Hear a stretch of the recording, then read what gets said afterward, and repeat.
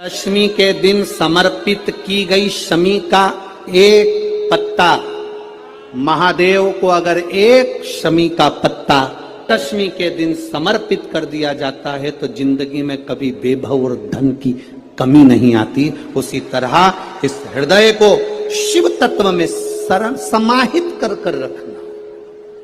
शमी का पत्र है, एक पत्ते में 14 करोड़ सोने की मुद्रा का फल होता है।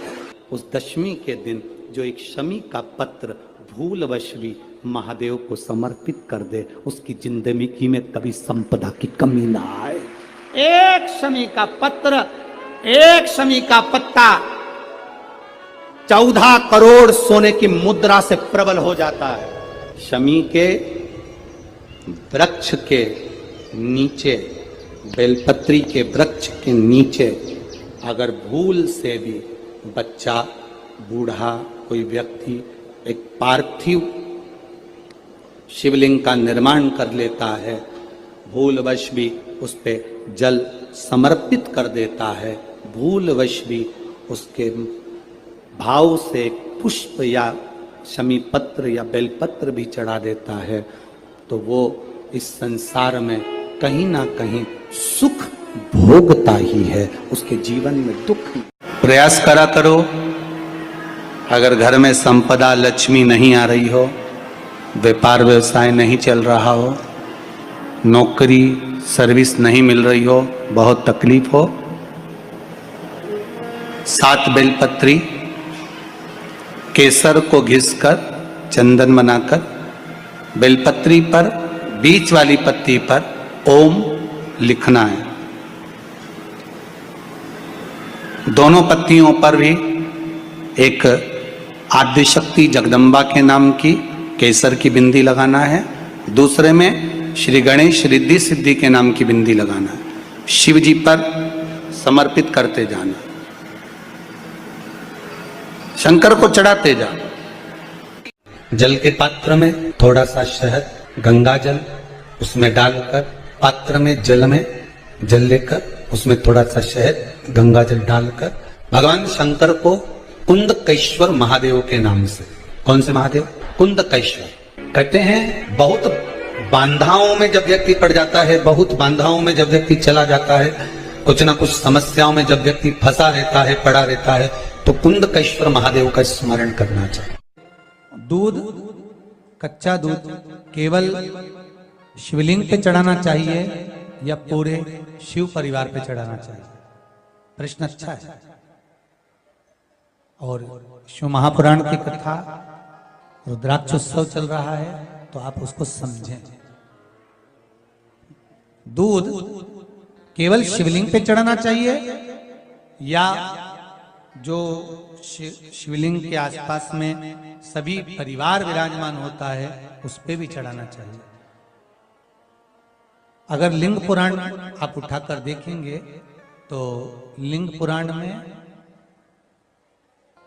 एक बड़ा सुंदर संवाद आता है, जिसमें जो वर्णन किया गया है कि उसमें लिंग पुराण के अंतर्गत एक पीले शिवलिंग का वर्णन आता है कि पीला जो शिवलिंग होता है उस शिवलिंग का भाव कितना सुंदर बताया गया है। उसमें व्याख्यान वर्णन में आप अगर पढ़ेंगे, देखेंगे लिंग पुराण के अंतर्गत, तो उसमें आता है कि दूध जब आप देव अधिदेव महादेव के शिवलिंग पर समर्पित करते हो तो शिव महापुराण की कथा कहती है, लिंग पुराण कथा कहती है, नर्मदा पुराण, स्कंद पुराण, पद्म पुराण, अग्नि पुराण, सारी पुराणे वर्णन करती है, वराह पुराण, ब्रह्मवेत्ता पुराण, ये जितनी पुराणे सब वर्णन करती है कि जब शिवलिंग पर हम दूध चढ़ाते हैं तो केवल शंकर भगवान के शिवलिंग पर दूध चढ़ा देने से संपूर्ण परिवार पर दूध चढ़ जाता है। अलग से हमें कहीं चढ़ाने की जरूरत नहीं, अलग से हमें कहीं दूध ले जाकर चढ़ाने की जरूरत नहीं कि हमें गणेश जी को अलग से चढ़ाना पड़ेगा, देवी जी को अलग से चढ़ाना पड़ेगा, कार्तिकेय जी को अलग से चढ़ाना पड़ेगा या नंदी को अलग से चढ़ाना पड़ेगा। आपको ज्ञात होना चाहिए कि शंकर भगवान पर चढ़ाया गया थोड़ा सा भी दूध, जल जो हम भगवान शिव को समर्पित कर रहे हैं वो केवल शिव के लिए नहीं रहता, केवल भगवान शंकर के लिए नहीं है, वो स्वयं 33 कोटि देवताओं को समर्पित हो जाएगा। स्वयं 33 कोटि देवताओं को एक लोटा पानी बेलपत्री आप शिवलिंग पर पहले चढ़ा रहे हैं, उसके बाद जल चढ़ा रहे हैं। दूसरा, जल चढ़ाने के बाद बेलपत्र चढ़ा रहे हैं। ये दो अलग अलग क्रम है शंकर भगवान की पूजन के। आप समझ लीजिएगा जरा, ये प्रसंग कभी नहीं आया, आज आया है तो उसको समझ।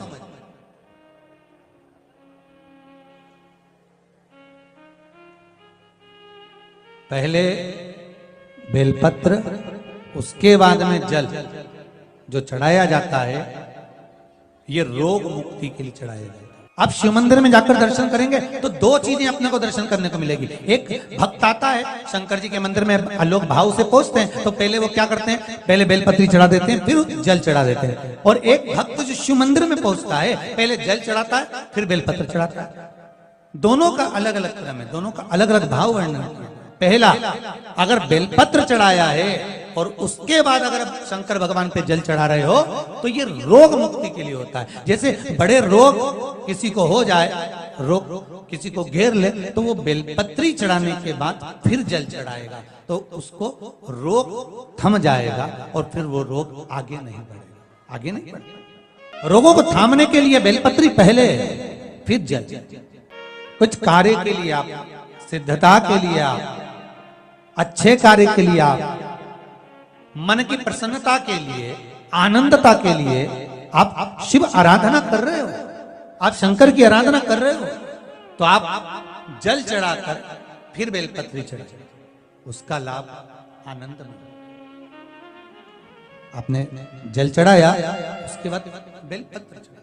बस एक बात का स्मरण आपको होना चाहिए शिव महापुराण का, कि जब भी आप भगवान शंकर को बेलपत्र चढ़ाते हैं, बेलपत्र समर्पित करते हैं, बेलपत्र समर्पित करते समय प्रयास करा करें कि ये बेलपत्र को जब भी आप समर्पित करें, प्रयास करें कि बीच की जो पत्ती होती है बेलपत्र की, मध्य की जो पत्ती होती है, उसको अंगुष्ठ से पकड़ा जाए।